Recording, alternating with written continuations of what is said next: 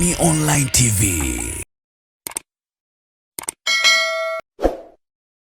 Matokeo ya awali ya uchaguzi mkuu nchini Uganda uliofanyika jana Januari 15, 2026 yametangazwa, ambapo kutoka katika vituo 133 vya kura, matokeo yanaonyesha kuwa Museveni anaongoza kwa kura 14,232 sawa na 61.7, huku mpinzani wake mkuu Bobi Wine akiwa na kura 7,753 sawa na 33.6.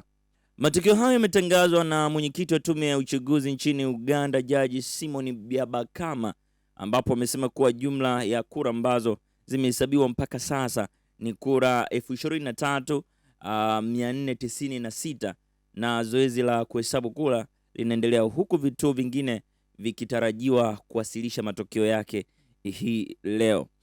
Aidha, Jaji Byabakama alieleza kuwa siku ya uchaguzi ilikwenda vizuri, ingawa uchaguzi ulikumbwa na changamoto za uhakiki wa majina ya wapiga kura kutokana na hitilafu ya mitambo, ikiwa ni pamoja na mashine za kupigia kura zilizoshindwa kufanya kazi na kulazimisha shughuli ya upigaji kura kuendelea kwa njia ya kawaida kupitia daftari la wapiga kura.